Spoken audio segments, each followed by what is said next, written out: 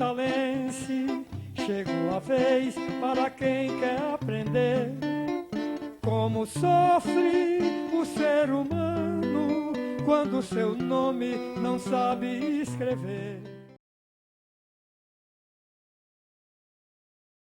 Meu nome é Josemar de Azevedo, eu sou engenheiro civil de formação e engenheiro sanitarista também, né?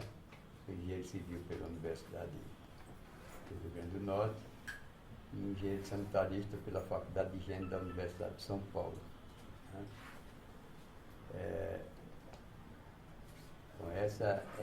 Eu me envolvi com a campanha Pé no Chão exatamente naquela época que foi uma época muito fecunda, não só para nós, mas como para o Brasil como um todo, em que nós estávamos vivendo a efervescência política no país e que os estudantes tiveram uma participação muito intensa, né? Eu, na época, era estudante de engenharia e desde 1961 eu tive participação intensa na vida política estudantil e na vida, vamos dizer, participando também dos eventos culturais e dos eventos que nós nos envolvíamos como estudantes.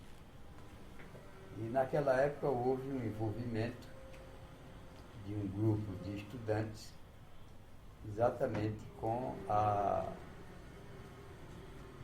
área de educação no Estado, principalmente, né, com a parte de alfabetização, uma parte dos estudantes se envolverem com a campanha Pé no Chão, os trabalhos aqui da Prefeitura de Natal, outros com os trabalhos do governo do Estado, né, através do método Paulo Freire. E isso foi a nossa iniciação, né,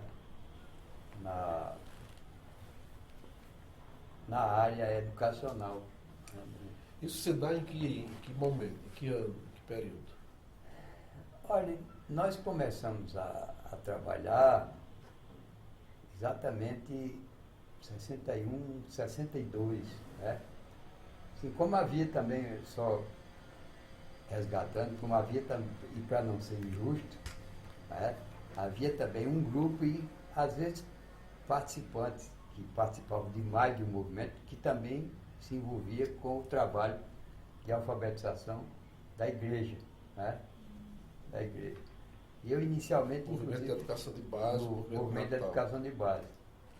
Inclusive, minha participação inicial foi até através dele, não na área de educação propriamente dita, mas eu me envolvi primeiro com a área da igreja católica, com o movimento de Dom Eugênio, com a área sindical, né? Formação de sindicatos, etc. Eu participei. O senhor, como estudante, participou de algum movimento tipo JEC, JOC, JUC, JAC?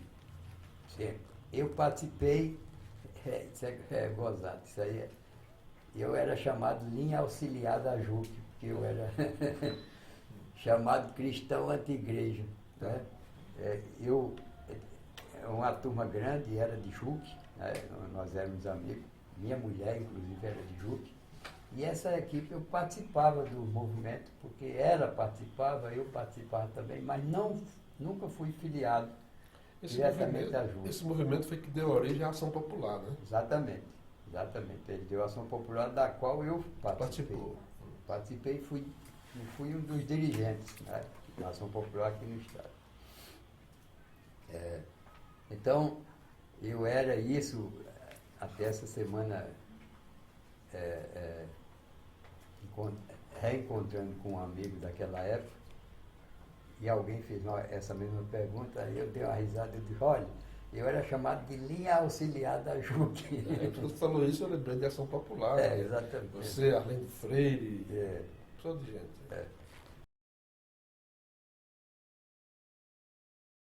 A movimentação política exatamente foi a chegada de Djalma, né, à Prefeitura de Natal. Djalma, primeiro, ele foi prefeito nomeado por Dinato Mariz. Posteriormente, ele foi eleito deputado estadual. E, na época, ele como deputado estadual, ele conseguiu aprovar, foi um projeto dele, se eu não me engano, de tornar o prefeito da capital eleito, porque até aquela época era nomeado, era indicado pelo governador. Essa lei foi aprovada pela Assembleia Legislativa e Djalma foi o primeiro prefeito eleito de Natal. Ele foi o primeiro prefeito eleito. E uma das bandeiras de Djalma era exatamente a educação, né? O trabalho na área da educação e cultura popular, né? E nessa movimentação política que existe, nessa efervescência política e cultural que se instalava no país, e foi aí que a gente, um grupo de estudantes da universidade e alguns secundaristas também, foi participando, né? Foi aí que eu entrei na campanha de Pé no Chão. Não propriamente, né, eu não fui diretamente da campanha de Pé no Chão dos acampamentos, né? Bom, não fui fui indiretamente. Eu era auxiliar, passei a ser um dos auxiliares do prefeito Djalma, Maranhão, e participei dos acampamentos da equipe como acompanhando, preparando as visitas, me inteirando da campanha, né? Porque havia, eu era estudante de engenharia, mas tinha estudante de medicina, né? Vários estudantes de medicina, tinha estudante de direito, né? Geniberto, e tinha estudante de direito, e eu comecei a participar, já fazendo parte da prefeitura, mas eu ia, desde o começo, ia ter uma função específica, que era a atuação, inicialmente, no método Paulo Freire, né? Paulo Freire veio aqui a Natal treinar a equipe que ia aplicar o método dele, e eu participei do treinamento. Aonde foi que se realizou isso? O treinamento foi no antigo Centro de Formação, Ginásio Municipal, que passou a ser Centro de Formação de Professores, né, da Prefeitura, posteriormente, que era ali no Baldo, onde hoje tem o viaduto. João 23. E então, eu participei e entrei na campanha de Pé no Chão, na experiência de aplicação do método Paulo Freire aqui em Natal. Enquanto a equipe do Estado foi para Angicos, comandada por Marcos Guerra, né, eu fiquei aqui em Natal e fiquei o responsável pela aplicação do método Paulo Freire na campanha de Pé no Chão em Natal. Eu coordenava. E além de coordenar, eu era também alfabetizador. Eu fui alfabetizador. Nós chamávamos os núcleos de alfabetização do método Paulo Freire de centros de cultura, né? Eu era responsável por um centro de cultura aqui em Nova Descoberta. Que eu não... Esse centro cultural era ligado que era a CECERN, né? Não, mas era da prefeitura. Da prefeitura. Da prefeitura. Da CECERN era o do Estado. O do Angicos. O que foi para Angicos. Nós ficamos com a experiência aqui em Natal.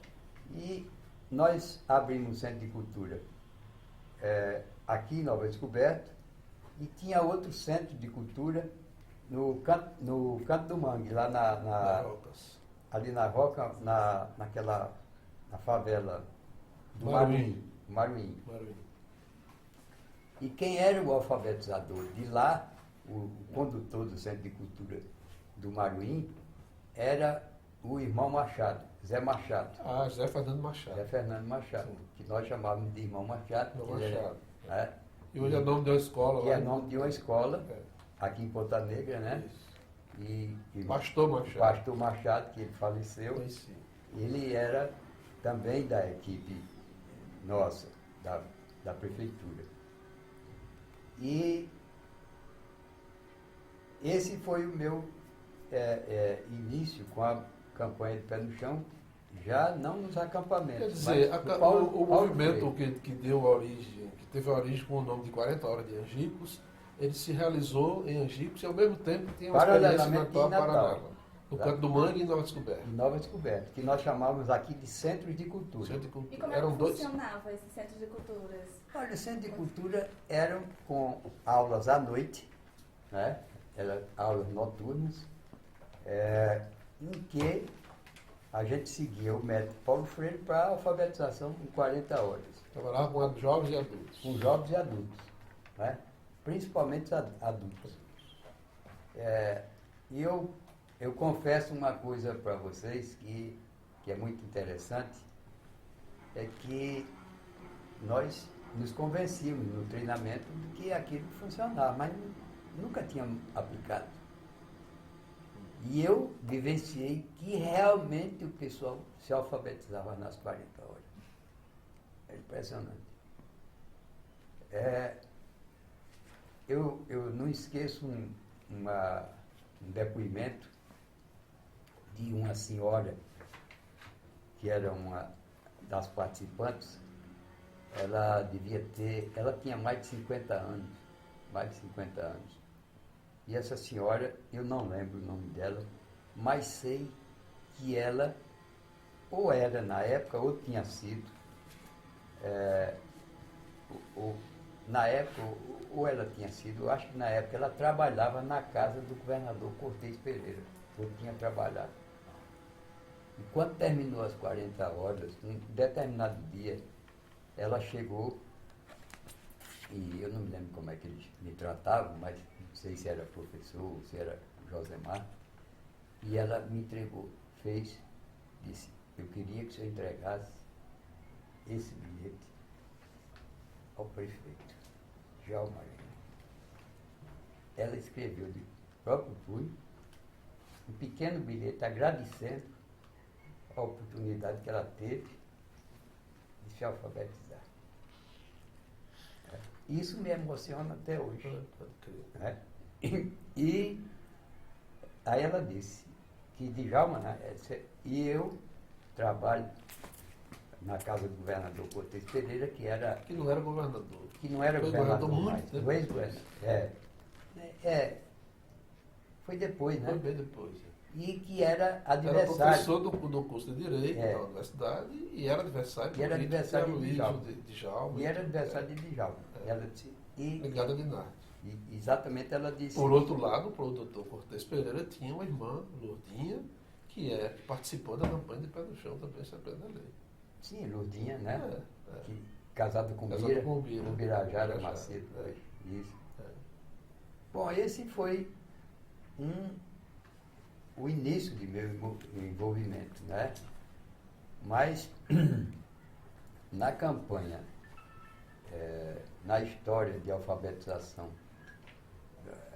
da campanha de pé no chão, o Djalma e os participantes, ele tinha, como o Djalma tinha pretensões políticas maiores, e a gente sabia que isso era uma das motivações, mas outra motivação também era a motivação que ele tinha Da exceção política. de servir. Né? E esse trabalho da campanha dos acampamentos, e aí era mais um reflexo dos acampamentos, isso chamou muita atenção dos prefeitos do interior. Né? Chamou muita atenção dos prefeitos do interior, e que vinham a Natal e começaram a ter contato com o Djalma. E a Prefeitura de Natal se pôs à disposição. A essa altura, a Prefeitura já tinha o ginásio municipal e tinha transformado o ginásio já num centro de formação de professores, que era exatamente para treinar as professorinhas dos acampamentos, né? Era a qualificação das professorinhas. Formação de formadores. Dessa perspectiva. E então ele pôs à disposição dessas prefeituras do interior vagas para professores de se qualificar. Maíra Pinto, no livro dela, 1964, aconteceu em abril, ela fala um pouco disso e diz, inclusive, que o senhor ficou uma espécie de elemento de contato com esse processo de interiorização então era isso que eu ia chegar. Então, com esse trabalho, eu fui designado exatamente para coordenar esse trabalho de interiorização da campanha. Aí é o que nós chamávamos de interiorização da campanha. Eu fiquei exatamente, fui designado para coordenar esse trabalho. Fazer a ligação das prefeituras com o setor educacional aqui em Natal. Tudo era através de um convênio, fazia convênio da Prefeitura de Natal com as prefeituras do interior, para eles trazerem professores para serem treinados, né? E daí tem consequências. Meu trabalho foi exatamente também esse. Principalmente esse. Ocorreram muitos convênios, alguns convênios? Sim, ocorreram alguns convênios. Eu não lembro quantas prefeituras e quantos chegaram a mandar professores, porque foi uma época em que isso aí já foi perto de 64, né?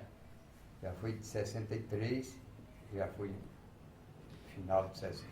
Foi de 63 e em 64 veio o golpe militar, que estupidamente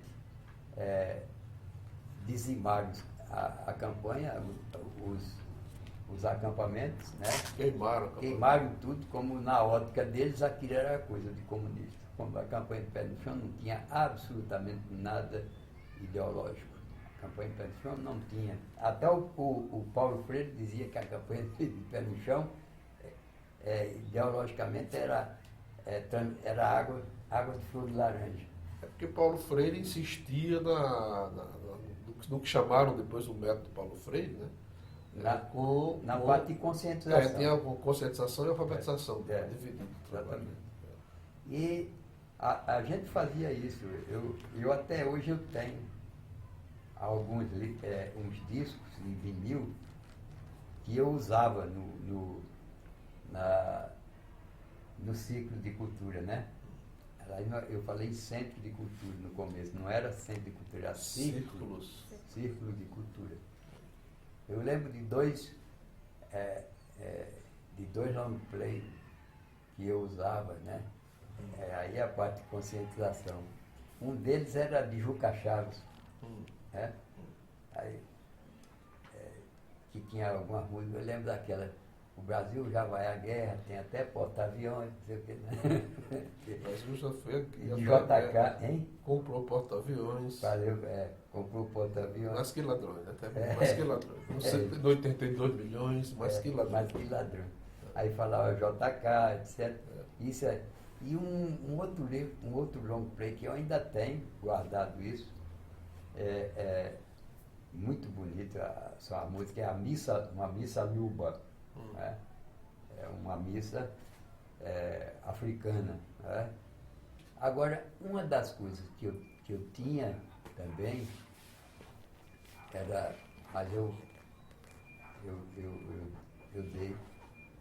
tinha o método Paulo Freire, o recurso, as meninas hoje aqui, que são quase 50 anos depois, né, porque a gente começou, a gente não tinha esse recurso maravilhoso, tecnológico que nós temos hoje. A gente usava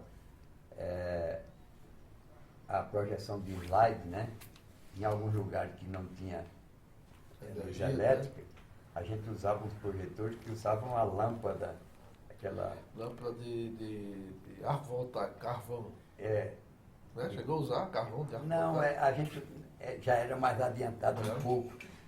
Era aquela... tipo aquela lata alpa, aquele negócio que tem Ah, sim, uma lamparina. camisa, né? Camisa, sim. E Sim. tinha um equipamento que usava, a gente punha aquilo e usava E como projetar, fazer uma projetar. projeção. Tinha umas lentes, etc. Uma projeção de silhueta. Né? É. E aí eu tinha uns slides que eram desenhados da aula de cultura. Né? Paulo Freire. É um negócio maravilhoso. Porque aí a gente mostrava exatamente. Sempre era a primeira aula. Né? Eu acho que, não sei, talvez hoje o pessoal ainda faça isso, porque era do método, né? É da filosofia de Paulo Freire. E a gente mostrava, a definição era a seguinte: cultura é tudo que o homem faz. Então, tudo que nós fazemos é cultura. Não é? Então, eram vários slides que a gente projetava, que eram coisas nossas, do homem, da natureza, etc., para mostrar para todos que tudo aquilo era cultura. Não é? Porque o método, exatamente, ele mostrava, ele fazia uma interação entre a alfabetização e a parte de conscientização, né, e cultural. Bom, mas essa parte exatamente na prefeitura que a gente coordenava e que chegamos a desenvolver, mas, infelizmente, com a chegada do golpe de Estado, ele paralisou, mas ficou, de certa forma, ficou naturalmente uma semente, né? Que hoje o país não conseguiu superar. Que eu não tenho dúvida, se não tivesse havido aquela brusca interrupção, com os métodos que hoje, para nós hoje, são primitivos, né? Porque a gente dispunha de poucos recursos, mas teria dado, sem dúvida, um abalo muito grande, né, no analfabetismo do país. A gente teria, com certeza, reduzido muito vezes menos do que tem hoje ainda. Né? E seguramente a gente teria conseguido de forma mais econômica, né? Se esses visionários da época, visionários entre aspas, não tivessem achado que a gente estava subvertendo a consciência das pessoas. Né? Olha, o impacto foi de exatamente extingui-los totalmente, né? Passaram a ser, aquilo eram coisas,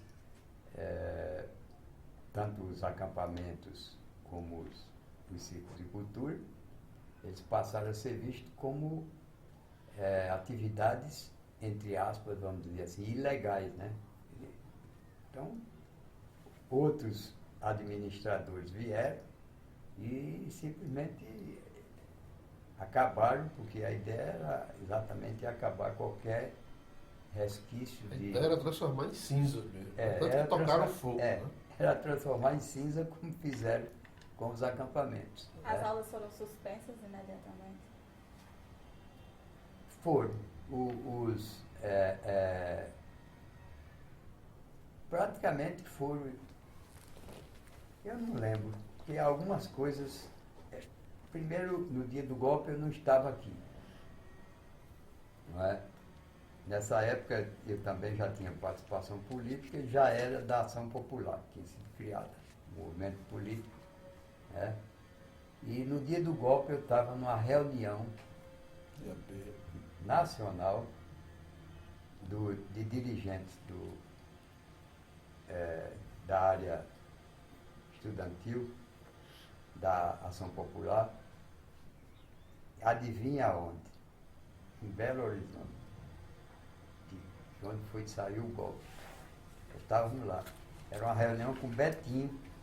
Betinho era irmão do Enfio. Famoso irmão do Enfio. E Betinho era um dos dirigentes nacionais da Ação Popular e era um dos coordenadores. E exatamente nós estávamos numa reunião, que era uma reunião de coordenação nacional, sabendo como é que estava o movimento em todo o país.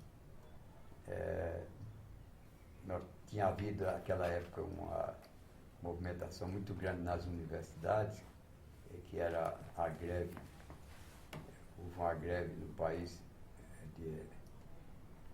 pela participação de 1/3. A gente reivindicava que 1/3 das congregações fosse participada pelos estudantes, né? Que hoje não é paritário, mas hoje nós temos aqui professores, estudantes e funcionários, né? Que fazem parte dos... Pois que a gente acha hoje isso tudo normal, né? Naquela época, para a gente conseguir isso, a gente teve que fazer uma greve nacional, paralisar as universidades do país inteiro. E aquele é um movimento altamente subversivo. Mas o senhor chegou a ser preso? Eu fui preso. Eu passei 111 dias preso, 101 dias preso. Né? Visitei todos os quartéis de Natal. Como dizia um colega nosso da época, que teve preso também, em todos os cárceres da Reação de Natal eu estive presente. Né? Que naquela época eram muitos. Né? Você tinha o 16, tinha o RI, tinha o RO, a base naval, a base aérea. Mas em 64 a base aérea não apitava muito. Não, ela não serviu de cárcere muito, mas foi mais aqui.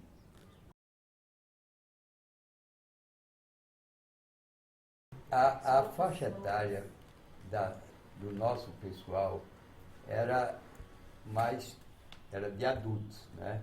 E de adultos, nessa experiência que a gente teve aqui em Natal, era mais de adultos de a faixa de maduros, né? Que não eram jovens, né? Sempre pessoas acima de 30, 40 anos. Né? Eram turmas grandes? Era uma turma em geral de 30 alunos, 30 e poucos alunos. E como era a formação dos professores para atuar nesses círculos de cultura? Bom, a formação, nós tivemos esse treinamento, toda essa formação de Paulo Freire, né, onde foi transmitido toda a metodologia. Né, pelo próprio Paulo Freire? Pelo próprio Paulo Freire. Quantas vezes, quantos encontros? Nós tivemos um curso aqui em Natal, intensivo, foi mais ou menos de uma semana. Né? Mais ou menos isso, assim. Era Paulo Freire e a equipe dele. Né? E esse treinamento dado aqui em Natal foi... O foco aqui dos participantes eram universitários, né? Todos estudantes universitários. Tanto que o que nós ficamos aqui, que nós começamos, foram dois. Fui eu, que era estudante de engenharia, e Machado, que era estudante de direito. Né? Zé Fernando Machado. Os outros que foram para Angicos era pessoal de medicina, de direito, de educação, né? O pessoal da Faculdade de Filosofia. Em geral, todos eram, o pessoal eram estudantes universitários. Né? E a gente teve essa iniciação da metodologia de Paulo Freire e, com o entusiasmo da gente, né, ia aplicar e, na prática, termos a função de educador. Era um esforço, né, que a gente fazia, e até de outras profissões, né, para transmitir. É fácil a metodologia de Paulo Freire, é claro que você tem toda a metodologia, a formação dos elementos, a colheita dos elementos para você conseguir transmitir, né, a formação de palavras, etc. Mas a alfabetização era uma coisa simples, era a gente explorar o dia a dia dessas pessoas, né, e fazer com que elas juntassem os elementos conhecidos deles, né, das palavras que as pessoas usavam, para... Eu, como estudante de engenharia, eu dava um exemplo muito da gente. Eu digo, olha, como todo mundo sabe, você não sabe como é que um pedreiro faz uma casa, né? Juntando um tijolo com o outro. Então, a gente vai juntando. Os nossos tijolos são os que a gente chama de sílaba. A gente já... O pessoal dizia o que era sílaba, eles já sabiam. Então, nós vamos juntando as nossas sílabas, são os nossos tijolos, nós vamos botando um tijolinho junto do outro e vamos... Com isso, a gente forma as palavras. Eu nunca vi uma coisa tão simples e para o pessoal entender como era isso. Se vamos juntando os nossos tijolinhos, que são as nossas sílabas, a gente põe um junto do outro. Como a gente junta os tijolos e faz uma casa, a gente junta as sílabas, forma as palavras, forma a palavra, forma as sentenças, etc. E era o início de como a gente transmitia, né, para eles. E como as nossas classes aqui eram geralmente de adultos, o pessoal entendia isso facilmente. Né? Sim, uma das características do método Paulo Freire que eu entendo é que ele considera muito a realidade do aluno. Aí eu pergunto... O universo vocabulário. O universo vocabulário. A realidade. E aí eu pergunto como era a atuação dos círculos de cultura em relação à comunidade, ao ambiente onde esses círculos de cultura funcionavam. Pois é. A gente funcionava exatamente em áreas que aqui em Natal foi muito pequena a experiência. Na realidade, aqui foi uma experiência, como a de Angico foi uma experiência. Embora a de Angico tenha sido uma coisa mais sólida, mais longa.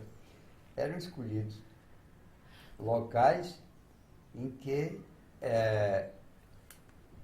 havia uma demanda, né?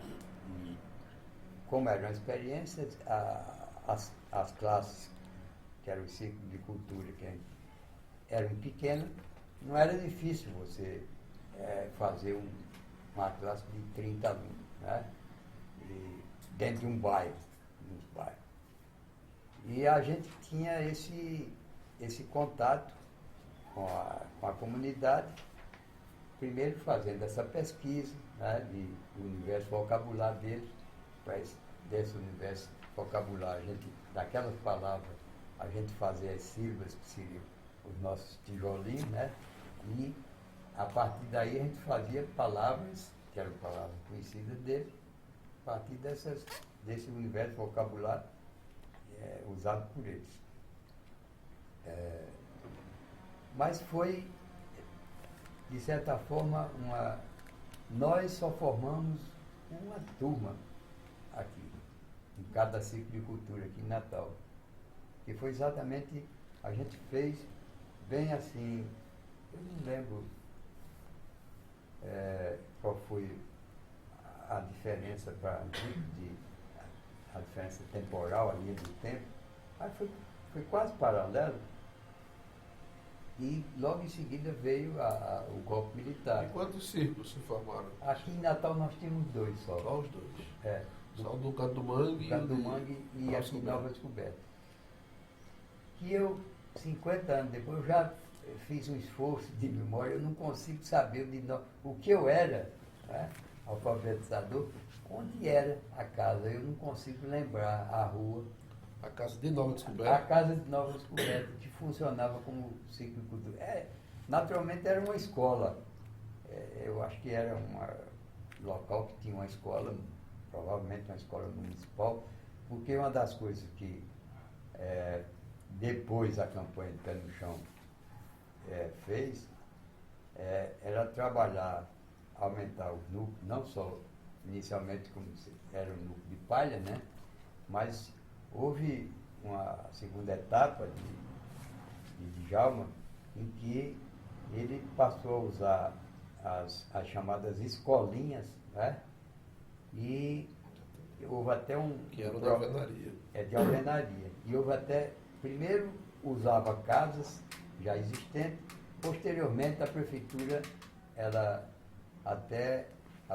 desenvolveu um programa de construção dessas escolas. Nós ainda temos alguns remanescentes. Por aí, temos. Usadas como outras coisas, não como usadas como outras coisas. Por exemplo, eu acho que parece que ainda hoje existe o Sindicato dos Jornalistas. Foi uma. Ali, que era lá ali no centro da cidade. Lá na cidade. Né? Ali aquela. O nome de hoje acho que é uma delegacia das Quintas, ali na Mar Negócio, tal, foi uma outra. Então eram as escolinhas, uma casinha padrão, padrão só. Né? Que era praticamente só uma sala de aula, né?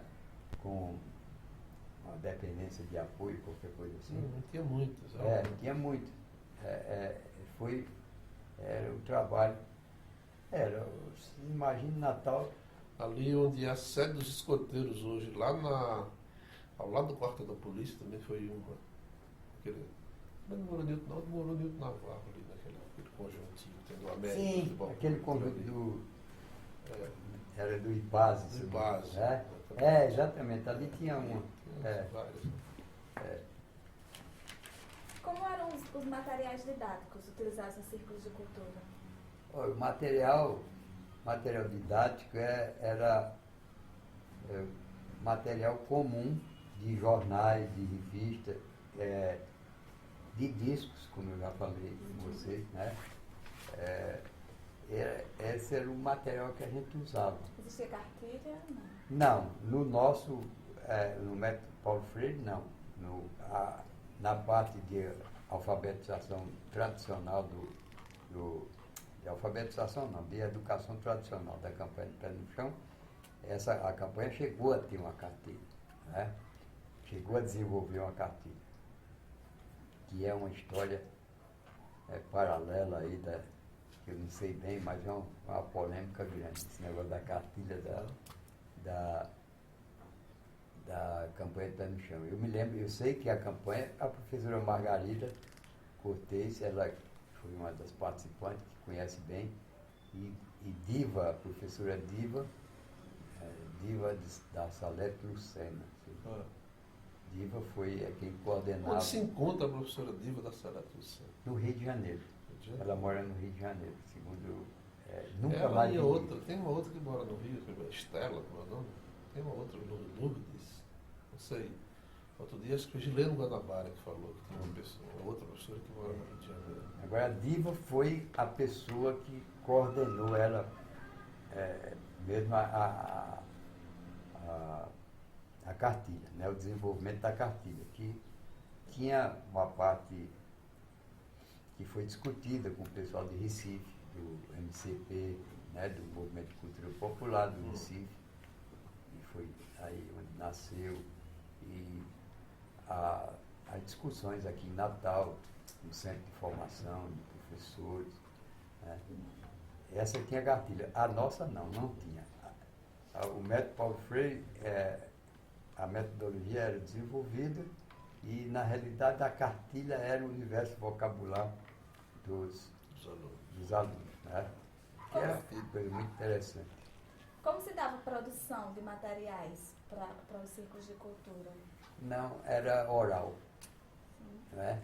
E o material que a gente usava, sim, tinha material que era esse que a gente podia ler história, ler alguma reportagem ou alguma história contada no jornal ou numa revista. A interpretação do que era ouvido numa música tocada, não é?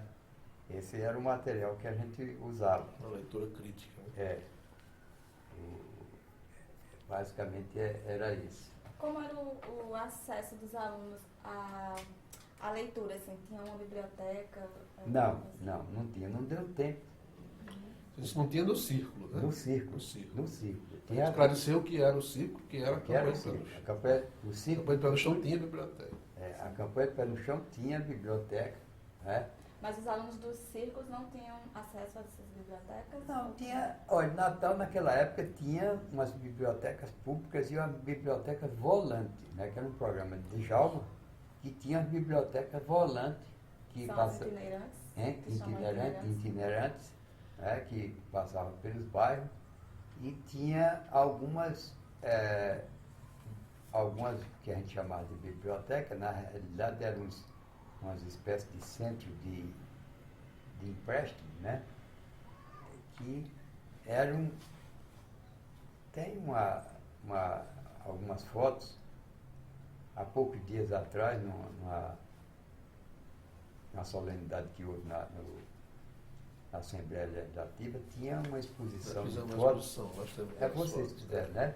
Então vocês têm exatamente uma foto de uma daquelas bibliotecas que eram feitas com tábuas de construção. Tábua de construção, né? Era muito interessante. Você veja o seguinte, então as pessoas, como aquilo era feito de coisas simples, não tinha prédio suntuoso, nem coisa assim, era um balcão de empréstimo. Era um balcão de empréstimo e as pessoas tinham um acesso fácil. O círculo de cultura, nós não tivemos tempo de desenvolver um trabalho maior. Realmente se indicava que os participantes poderiam ter acesso, ou deveriam ter acesso, poderiam ter acesso às bibliotecas, oferecidas pela prefeitura. Mas me diga uma coisa, a campanha de Pé no Chão também se aprende a ler era mantida e ligada diretamente à Secretaria de Educação do município de Natal. Exatamente. E o Círculo de Cultura? Também. O primeiro Círculo de Cultura se deu em que ano? Olha, foi em 63, final de 63, né? Foi no segundo semestre de 63. Agora, por que essa diferença de orientação? Círculo de Cultura, campanha de Pé no Chão. Uma porque trabalhava diretamente com o método Paulo Freire, tinha essa incumbência de tentar implantar o Paulo Freire, fazer essa experiência e tal, e o outro era uma outra experiência metodológica. Que já vinha há algum tempo, né? Então, o Círculo de Cultura a gente tinha como orientação era a alfabetização através do método Paulo Freire. A impressão que se tinha era que o Círculo de Cultura, eles estavam, eram do município e tal, mas tinham essa ligação umbilical com o movimento de Natal, com o movimento da igreja. Não tinha. Com a ação popular, com esse movimento de jovens. Não, coincidentemente a gente do Círculo de Cultura, nós éramos... Todos, né? Da ação popular. Machado, que era evangélico, mas era da Ação Popular. E eu era da Ação Popular. O Círculo de Cultura, na realidade, essa parte de alfabetização da prefeitura, ela era, naquela época, ela estava tão incipiente que praticamente éramos só nós que participávamos, né? Eu e Machado, né? Que dirigíamos e tal, e a gente estava organizando. É tanto que nós só chegamos a alfabetizar uma turma. Uma turma em cada ciclo. Porque o nosso círculo de vida foi de uma turma, né? Mas foi o suficiente para mostrar que o método funciona e é espetacular. Porque até eu e Machado, que não tínhamos formação na área da educação, a gente conseguia transmitir, né? vamos dizer assim, facilmente a gente tinha, claro, a formação nossa já de aluno do curso superior, mas de outras, nós não tínhamos a técnica da área da educação, né, de ensino, etc. E tal. Mas foi mais uma experiência muito interessante, pelo menos para nós, e para mim, especialmente, demonstrou que aquilo funciona. Funciona e funciona às mil maravilhas, né? Não é difícil a gente fazer com que uma pessoa venha a desenvolver aliás, vocês que são da área, né, sabe, que é fabuloso. É uma retribuição muito grande que a gente tem com a aprendizagem, né, de pessoas, principalmente de adultos, de pessoas assim já formadas, tem a sua formação pessoal já, de adultos, que não tem acesso a essa abertura, né, de conhecimento, de ver alguma coisa, e a gente vê a satisfação que eles têm e quanto é importante essa abertura para as pessoas, abertura para o mundo, né, conhecer porque hoje é muito interessante, porque eu já tive experiência com uma secretária aqui em casa, que eu descobri que ela não sabia que era analfabeta. E ela tinha vergonha de dizer que era analfabeta. Né?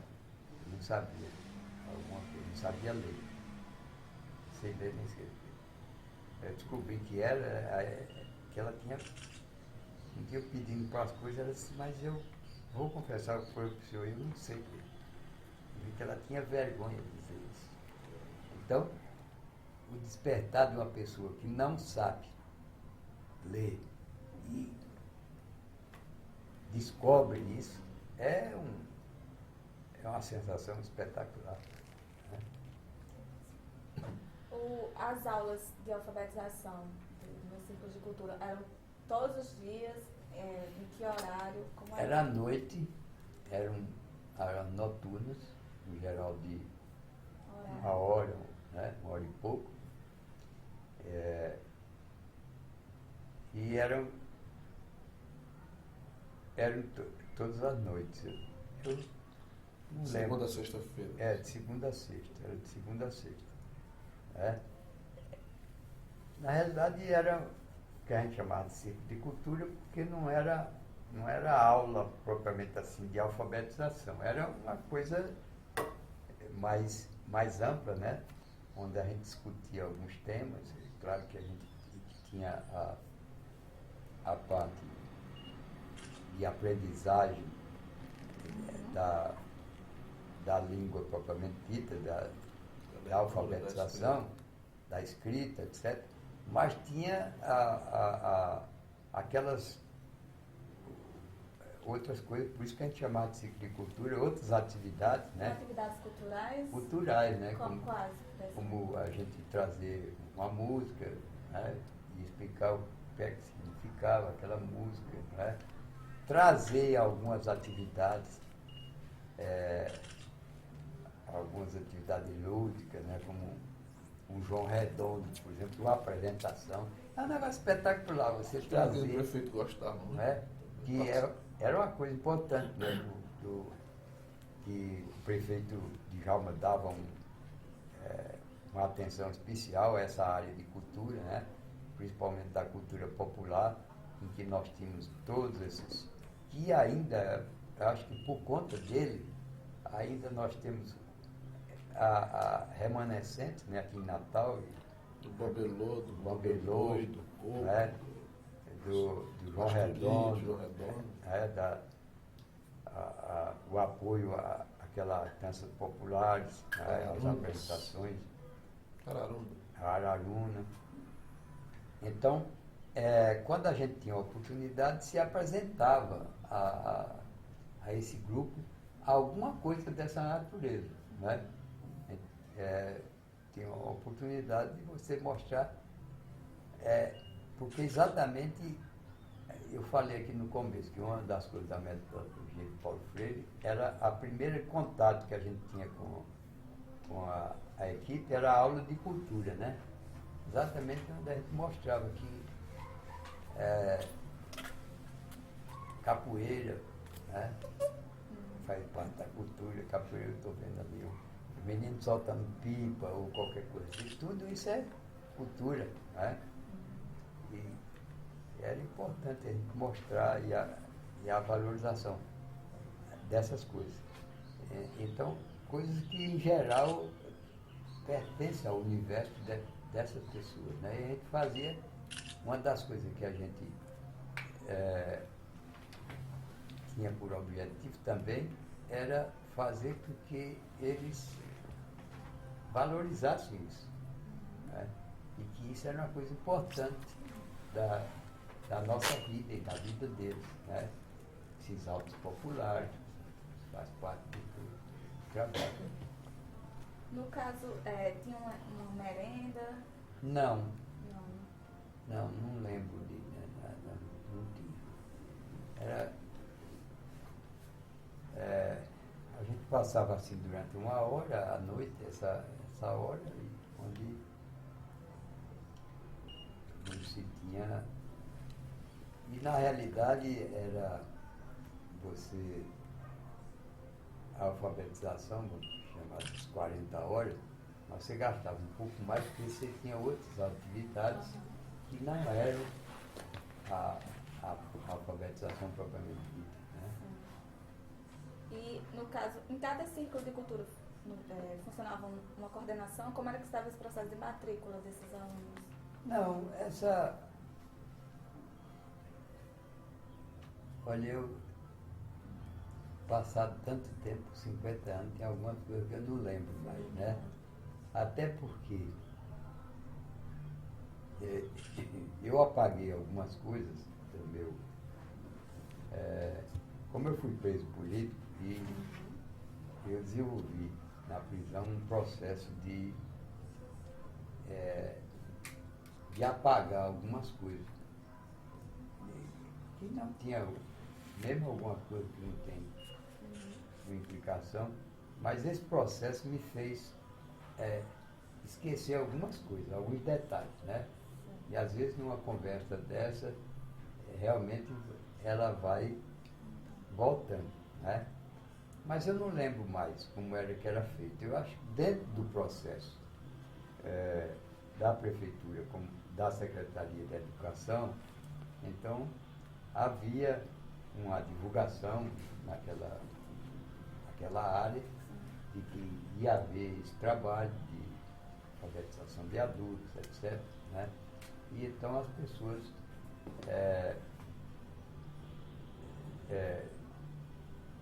vinham e faziam, mas eu não lembro exatamente como era o processo administrativo da época, como era feito isso, né? Tinha a equipe da Secretaria de Educação do município que fazia esse trabalho, né? Trabalho de contato, coordenação, etc., matrícula do pessoal. A minha parte, a mim cabia mais a parte que foi a minha experiência, a parte de condução desse ciclo de cultura, né?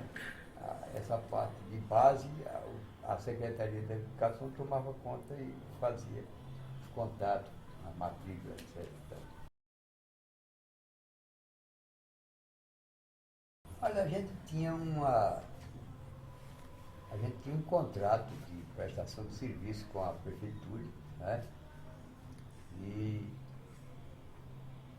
era essa equipe eu estou falando da área de ciclo de cultura, né? A área de pé no chão tradicional, eles tinham um relacionamento diferente. Nós estávamos dentro desse núcleo direto com a Secretaria da Educação. Era um convênio, aliás, um contrato de prestação de serviço, né? O secretário era Moacir de Moacir de Góes. Góes. O secretário era Moacir de Góes, né, que foi o grande coordenador e condutor do processo educacional. Na época foi Moacir. Né? Ele, Djalma, naturalmente, como prefeito, como condutor, ele era o homem que dava As condições. todas as condições Já de li. etc. Né? Mas Moacir de Góes foi o grande coordenador e, vamos dizer assim, o criador não só criador, vamos dizer, o implementador, né, de toda a parte educacional e cultural, junto com a equipe que ele formou. Ele formou Uma equipe espetacular. uma equipe muito boa, espetacular, e que levou tudo isso à frente. E Djalma dava todo o apoio. Né?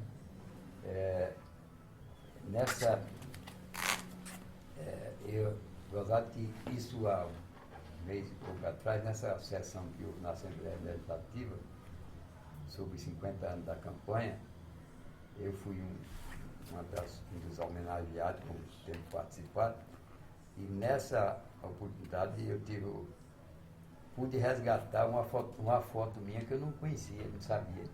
Era uma foto de uma reunião, exatamente, nós estamos naquela sala da prefeitura hoje, que é o Salão Nobre. Sim. Era lá que tinha uma mesa bem grande, que digamos se reunia.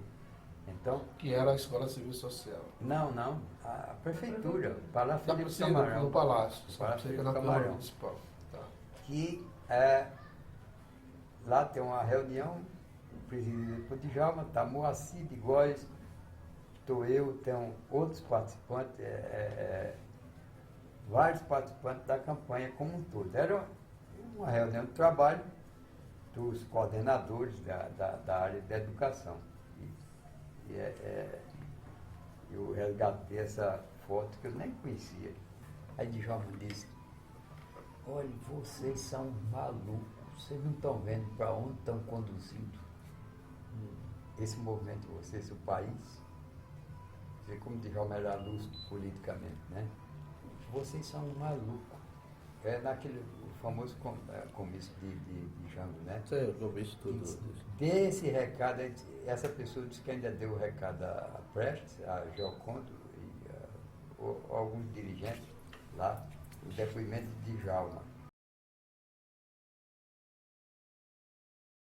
Na época, outra grande figura, né, dessa cidade que nós tivemos, Luiz, ele foi meu professor. Ele foi meu professor de geografia no Ateneu. Né? Interessante, Luiz, um homem que você conheceu, né? Sim. Comunista, foi dirigente nacional, mas uma figura que ele não transmitia nas aulas dele, isso muito antes que eu fui aluno dele no Ateneu, antes, bem nos anos 50, final, acho que 55, 56. Ele não transmitia a ideologia nas aulas dele, pelo menos naquela época, não era. E eu tive contato com ele depois, nesse trabalho da prefeitura, mas aí, não só no trabalho da prefeitura, mas acho que antes de eu ir para a prefeitura, no trabalho político, quando ele tinha os estudantes com a área já com a área da prefeitura, e Luiz participou, eu tive algumas reuniões com ele e da integração dos cristãos e comunistas, né? Onde se discutia as coisas. E Luiz, aliás, Luiz foi um dos interlocutores, né, junto à igreja de Natal. Ele era uma pessoa que estava bem com Ele Deus, circulava muito bem na igreja. Ela, Neida Estudos, chama no livro dela Luiz o Santo Ateu. Ele era uma figura muito interessante.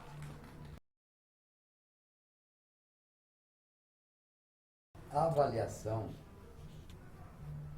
que a gente não houve a gente, na realidade, nós não tivemos tempo de sistematizar isso. Porque, como eu falei, o circo, a gente teve a primeira experiência e ele terminou já com a... Foi sufocado quase que no sufocado nascedor. pelo golpe. Né? Então, nós não tivemos tempo de sistematizar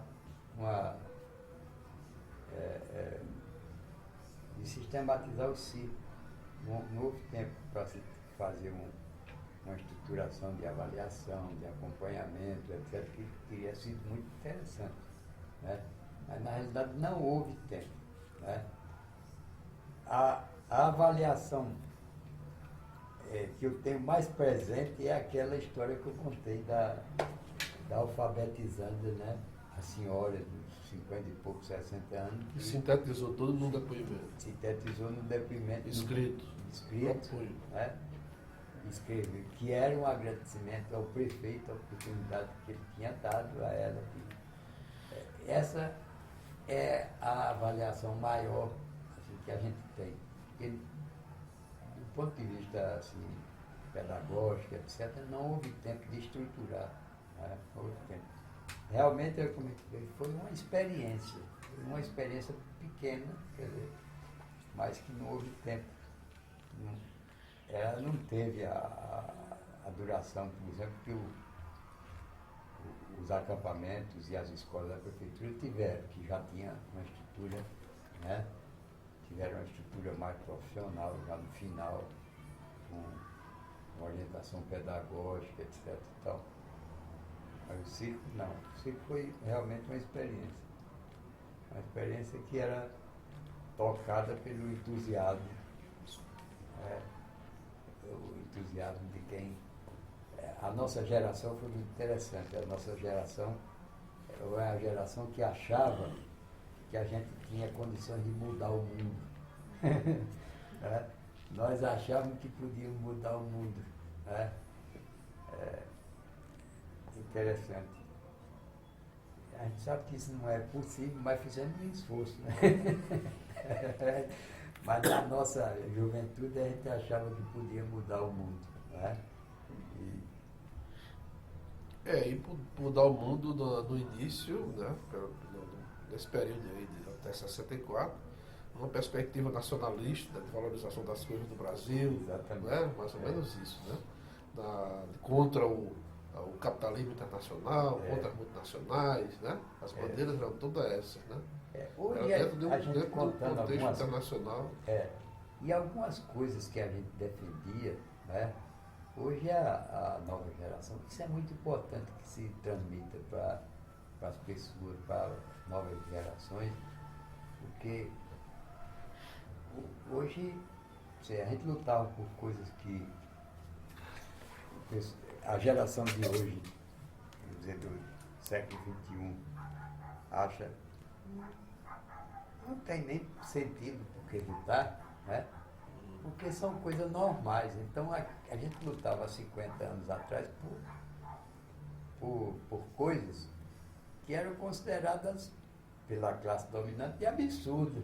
Que coisas, por exemplo? Hein? Que coisas, por exemplo? Todos ter acesso à escola, ter condições. Uma universidade aberta. Uma universidade aberta. Pelo direito de todos, que ainda hoje se luta muito, né, que é uma das coisas do governo atual, para as pessoas terem direito a comer, A votar, né, a ter acesso à água, né, a saneamento, coisas que hoje se luta, mas não se acha que lutar por isso é absurdo, mas naquela época não existia nem essa possibilidade. Nessa possibilidade e isso era absurdo. Uma das coisas que a gente defendeu na universidade naquela época, nos anos 60, era que a universidade tinha que se abrir mais para a população, para aumentar o número de estudantes. A gente tinha... Primeiro é que tinha que ter universidade, que não Tinha que ter universidade. Né? Nos anos 60, nós tínhamos 100 mil universitários no país. Hoje a Universidade Federal do Rio Grande do Norte tem 30 mil, né? 40 mil. 40 mil. Só a universidade, o que é uma beleza. Né? Naquela época você vê, 50 anos atrás, então nós lutávamos por algumas coisas. Eu, por exemplo, que fui, como a grande parte era estudante pobre, não tinha muita condição, mas eu tive uma carreira relativamente como estudante boa na universidade. E eu queria fazer uma pós-graduação, depois e me candidatei a uma bolsa de estudo da CAPES. Eu ganhei a bolsa. Eu ganhei a bolsa de estudo. Mas o reitor da universidade me negou textualmente, que a universidade me concedesse uma passagem para eu ir para São Paulo fazer o curso de pós-graduação. Ele não me deu o reitor, que é uma pessoa que a universidade deve muito, e foi muito importante, eu inclusive reconheço, mas pelo ranço de eu ter participado de política na universidade, que foi o Dr. Onofre Lopes, ele me negou uma passagem para eu fazer o curso de pós-graduação. E eu quando terminei o curso, eu já tinha convite da própria universidade para vir ser professor, quando terminasse, porque eu tinha uma experiência na área de engenharia. Eu sempre trabalhei na área de engenharia sanitária. Eu, antes de ser estudante universitário, eu já trabalhava na área de engenharia sanitária, que eu terminei o curso secundário em São Paulo. E meu primeiro emprego foi nessa área. Eu trabalhava numa empresa que chamava até Saneamento S.A., o nome da empresa. E quando eu vim, eu já tinha. Então eu tinha uma experiência prática, eu trabalhava, fui desenhista, etc. Fui calculista de projetos. Isso antes de ser estudante de engenharia, eu já trabalhava nessa área. Quando eu vim, desenvolvi, quis fazer o curso de engenharia sanitária, e o professor aqui já me convidou. Quando você voltar, você será. Naquele tempo havia uma carência muito grande de profissionais. Ele disse, você terá todas as condições de ser meu assistente. Então eu já tinha quase que um emprego certo. Né? Eu fiz depois, tanto que eu fui contratado como auxiliar de ensino, depois quando eu voltei para a universidade, para Natal, e fiz um concurso depois para assistente na universidade. Mas eu fui contratado inicialmente sem concurso, para ser auxiliar de ensino. Pois é, eu já tinha esse, mas a universidade me negou, quer dizer, uma passagem para fazer. E como eu tinha, o único bem que eu tinha era uma lambreta, né? Era o meio de transporte que eu tinha para a faculdade, que eu trabalhava. Eu vendi minha lambreta para poder comprar a passagem e me manter durante os 2 meses, enquanto saía a primeira prestação a primeira parcela da bolsa de estudo, porque a bolsa não saiu no primeiro mês. Né? O que ficou mais, o que me marcou mais para a minha vida inteira foi isso me ajudou muito na minha formação humanística. Né?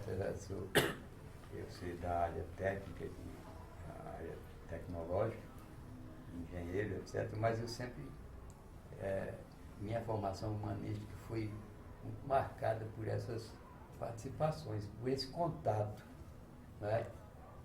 Essa vivência com as pessoas, da área da educação, que a gente tem um contato direto, né? E sentir a aspiração das pessoas em querer adquirir um conhecimento, em saber. Eu acho que isso é muito importante para a formação da gente, sabe?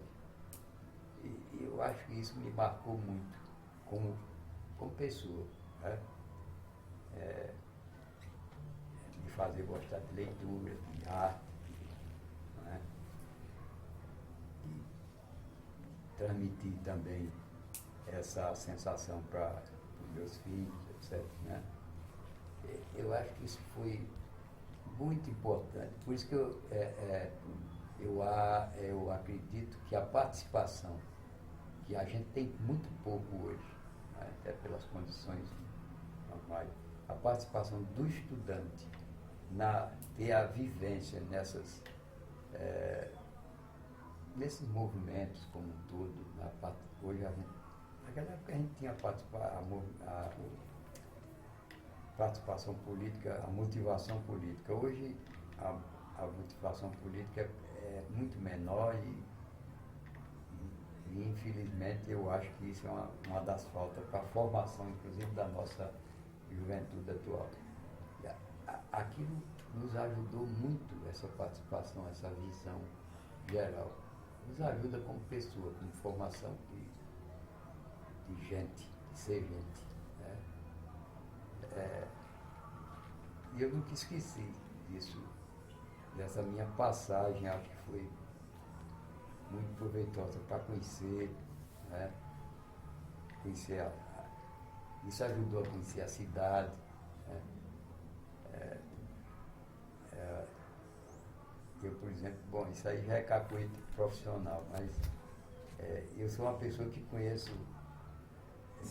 Natal pelas ruas, sei onde é que fica a rua tal, rua qual. Você pergunta uma rua, em geral, para umas pessoas, o pessoal não sabe onde é que fica. Estou aqui, qual é a rua? Ele não sabe, às vezes, o nome da rua que mora. A inserção das pessoas no ambiente.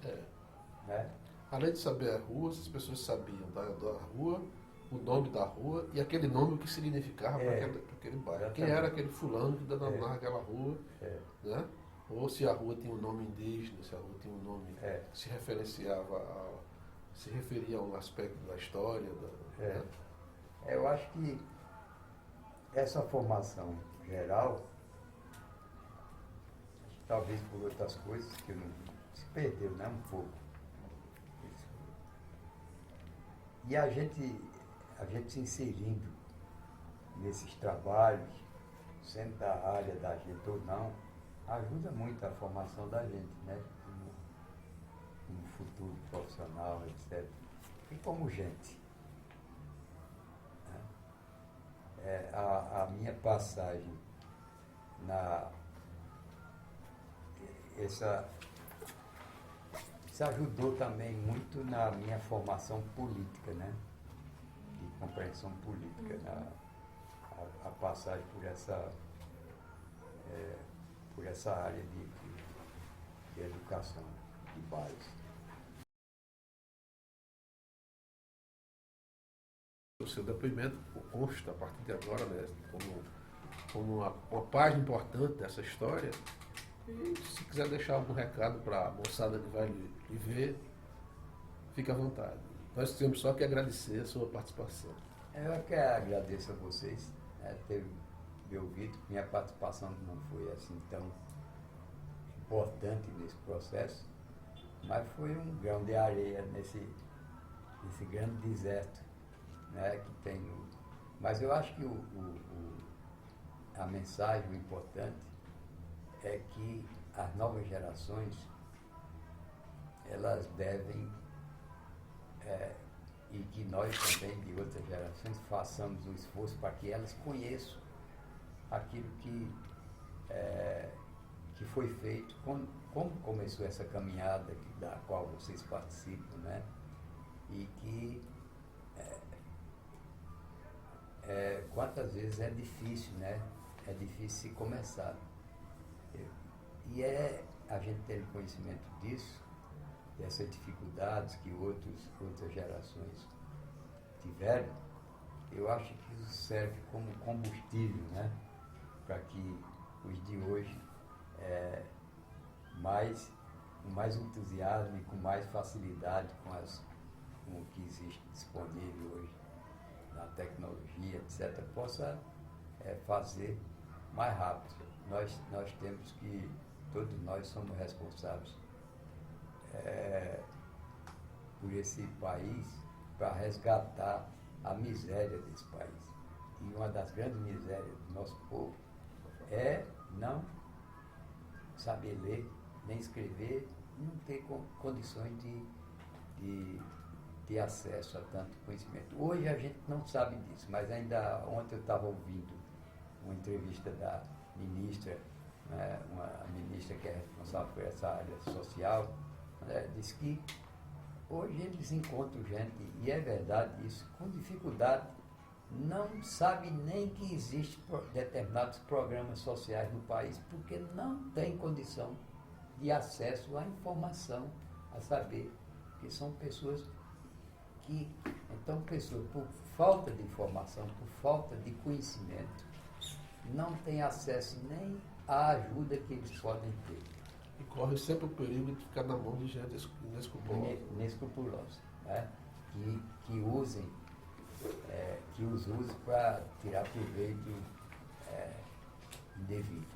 Então a mensagem, eu acho que seria essa, de que todos procurem ver as dificuldades que outras gerações tiveram, né, para que isso sirva de exemplo para que eles possam dar fazer o esforço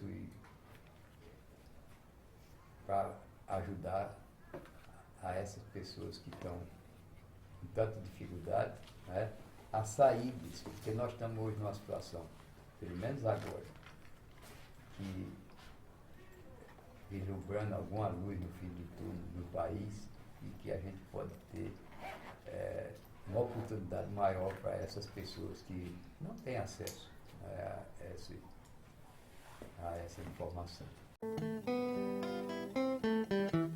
Povo pobre, natalense, chegou a vez para quem quer aprender como sofre o ser humano quando seu nome não sabe escrever. A prefeitura abre a campanha para a ajuda do ensino e do saber, pela meta do prefeito Maranhão. De pé no chão também se aprende a ler, pela meta do prefeito Maranhão. De pé no chão também se aprende a ler.